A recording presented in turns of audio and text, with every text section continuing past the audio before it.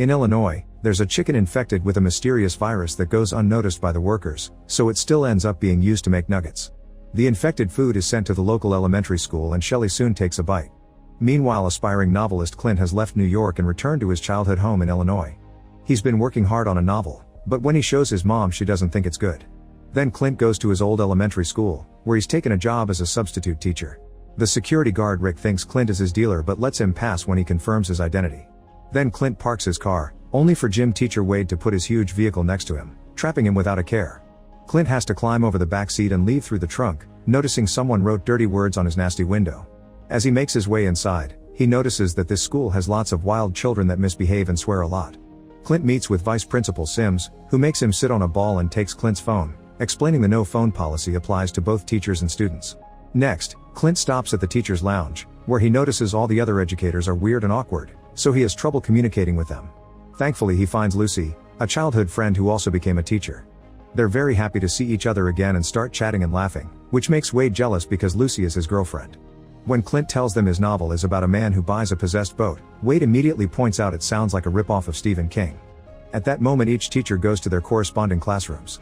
In Clint's, Patriot and Dink are making fun of Shelley because her face has a bunch of blisters, consequence of the nuggets. She doesn't react, she just stares ahead looking sick. Clint sends everyone back to their seats and writes his name on the board, only for Patriot to start mocking him.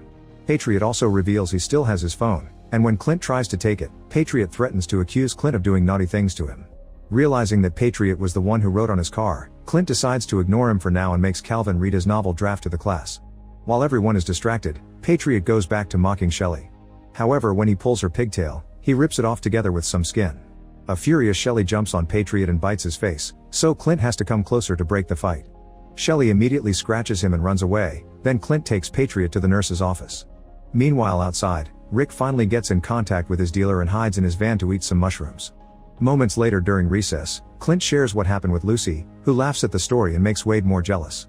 In the playground, Dink approaches Shelley to insult her for hurting Patriot, only for Shelley to attack him too. Soon Patriot starts changing too and runs through the playground, spreading the infected blood to make the other kids change as well. When a teacher comes to check on them, the now zombified children jump on him and start eating him. A second teacher tries to help but she's overpowered and eaten as well. Nearby, Wade is playing with a ball while ranting about Clint's bond with Lucy, so he doesn't notice anything. From his van, Rick does see the carnage and isn't sure if it's real or a hallucination caused by the mushrooms. He still uses his radio to warn Sims, who immediately comes out and tries scolding the children for getting violent. However, the kids just jump on him and eat him too. Inside, Patriot finally transforms too and rushes to the principal's office. Meanwhile, at the teacher's lounge, the adults see what's happening and start panicking. A teacher even presses her emergency button. At that moment, Wade finally turns around and notices the infected children, so he tries to communicate with them. Obviously, the kids don't take him seriously, so Wade starts running and knocks down any child that tries to stop him as if it was a football game. He manages to get back into the building and locks the door, leaving all the children outside. The teachers try to use the phone to call 911, but Patriot has found all the cables in the principal's office and destroyed the phone lines.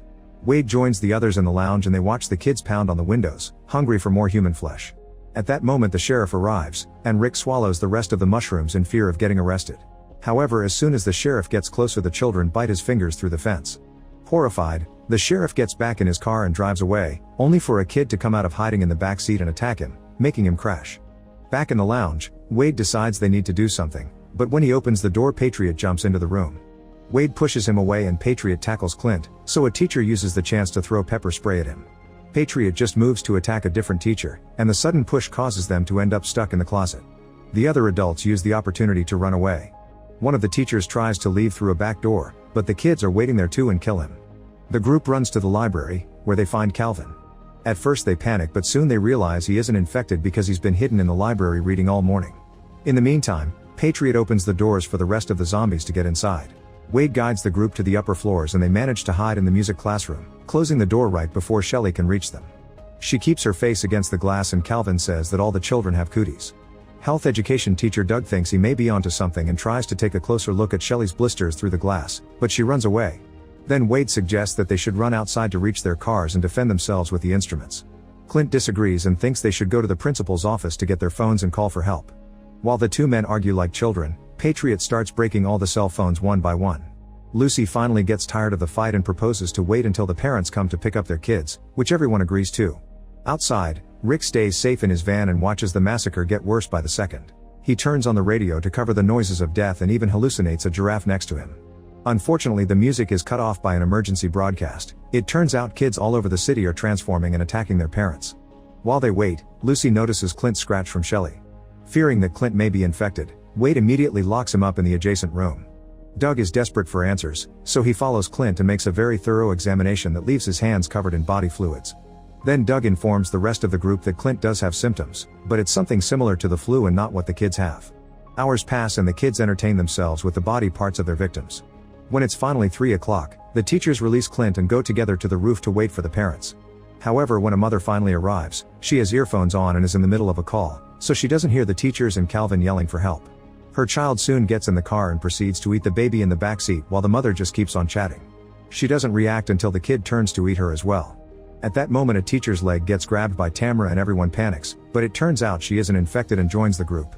The other kids finally hear them and start climbing the wall, so the group gets back inside and runs to hide in a stage room. Wade pushes the door to keep the kids out, but Dink manages to sneak in and grabs Doug, so Wade takes a fire extinguisher and beats him up to death. Lucy tries to keep the two healthy kids distracted from the violence and Doug takes a closer look at the body, discovering the blood is black. He drags Dink into the bathroom and starts dissecting him while Tamara discovers she was scratched, so Lucy sends her to wash the wound. Then she approaches Wade to discuss his jealousy. Wade had been planning to propose to Lucy, however he started to have doubts when he saw her with Clint because she never smiled like that for Wade. He insults her and asks to be left alone. Minutes later, Doug finishes his dissection and shares his conclusions while showing off the kid's brain. Most of the cells are dead and decomposing, so the children can only do basic things like jump and eat but nothing else, meaning they aren't really human anymore. He's sure that this is caused by a virus, and when Lucy points out that Clint and Tamara didn't get infected, Doug asks Tamara if she got her monthlies and wears a bra. Tamara says yes, which confirms Doug's theory: the virus only affects those who haven't gone through puberty.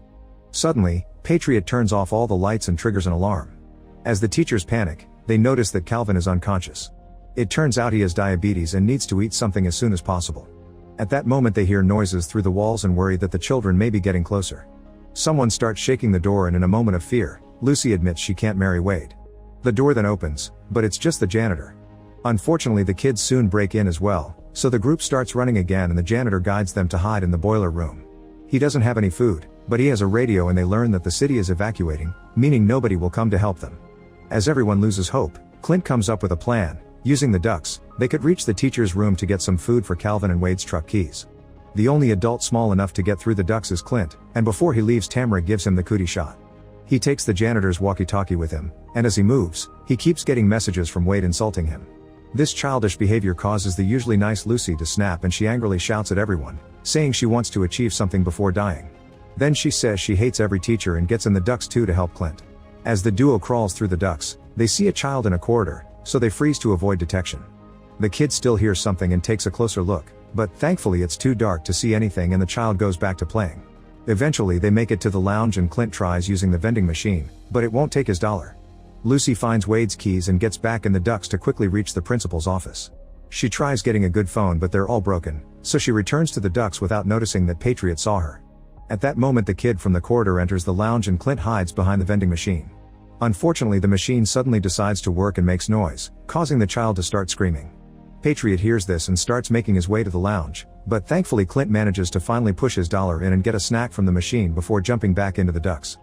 Lucy and Clint crawl as fast as possible, but soon Patriot starts following them along with more kids, so Clint throws the snack into the boiling room before taking a new path. The duo makes it to a different room and immediately moves some furniture to block the ducts so the children can't follow them. Then they look around and find the body of another teacher behind her desk. Suddenly they hear the kids moving away and realize they're going to the lounge, so they warn the group through the walkie-talkie. The teachers immediately throw a bunch of things into the ducts to create a barricade, then they strap the lid to keep it closed. One of the teachers still panics, so Doug has to slap him. Back to Clint, he comforts Lucy when she finally has a breakdown. Then he makes a confession. He came back to Illinois to see her and he already knew she worked that school, he only pretended to be surprised to see her. He had been teaching first grade in New York for 2 years and became depressed because he couldn't start a career as a writer since teaching doesn't give them much free time. They laugh at the absurdity of the situation and suddenly kiss, but break it off when they remember Wade. At that moment Clint gets an idea and starts searching the room for the medicine they use to keep kids calm. Meanwhile, Wade calls Lucy on the walkie-talkie and apologizes for his behavior, admitting he was jealous because he felt inferior to some fancy writer from New York. Feeling guilty, Clint takes over the walkie-talkie and admits he's a loser, giving his blessing to Wade's and Lucy's relationship. Then both groups agree on a plan, and their walkie-talkie signals are picked up by Rick's van radio. Lucy and Clint open the door enough to throw the medicine at the kids, who immediately take it. Meanwhile, Wade offers an empowering speech and the group uses any object they can find around to put together some rough weapons and protection. Once the kids have fallen asleep, both groups come out and reunite in a hallway. As they make their way through the dark with a few flashlights, some awake kids try to get them, but they bring them down by shooting baseballs at them. After a bunch of perfectly shot attacks, Wade runs out of balls, so the janitor stays behind to fight with his amazing martial arts skills while the group runs outside. The front yard is full of creepy children, so the group starts hitting them with a variety of sport gear and instruments to make their way to Wade's vehicle. The fight is fierce but their teamwork is stronger, and after a few close calls they reach the truck. Unfortunately, Wade is stuck with the horde, so he throws his keys at Clint and tells him to protect Lucy, then he continues to fight the kids so the others can escape. Lucy doesn't want to leave him, but Clint drags her into the vehicle. As they drive away, they don't notice that Patriot has climbed on top of the truck. When Clint notices that they're almost out of gas, Patriot reaches through the window and tries to kill Clint, causing him to slam the brakes and throw the kid on the road. Hungry for revenge, Clint doesn't hesitate to drive toward Patriot and crush him against a tree. Eventually the group reaches Danville and the truck finally runs out of gas. The town is empty and there are plenty of bodies on the streets. When the group checks the windows at a shop, they learn that the virus has already spread all over the country and it's been tracked to a chicken factory in Illinois. Doug says he might be able to make a vaccine if he can put his hands on a nugget. At that moment a bunch of zombie kids appear behind them, so the group runs inside the nearest building, which turns out to be a children's playground. After locking the doors, they notice an abandoned party and Doug gets to salvage a nugget. There are also the bodies of the employees on the floor. They move into another room and suddenly a light comes on to reveal a whole horde of monster children waiting for them inside the climbing game. The group is about to lose hope, but to their shock a few kids fall dead. They were killed by Wade and the janitor, who managed to escape. Wade tells everyone to run outside, where Rick is waiting in the van. On their way out, the group blocks the game with a giant ball to trap the kids. Then Wade sprays gasoline all over the place and throws a match to start a fire, leaving all the zombies to burn down while he escapes in the van with his co-workers. Make sure to subscribe and turn on notifications so you can watch more videos like this. Thanks for watching.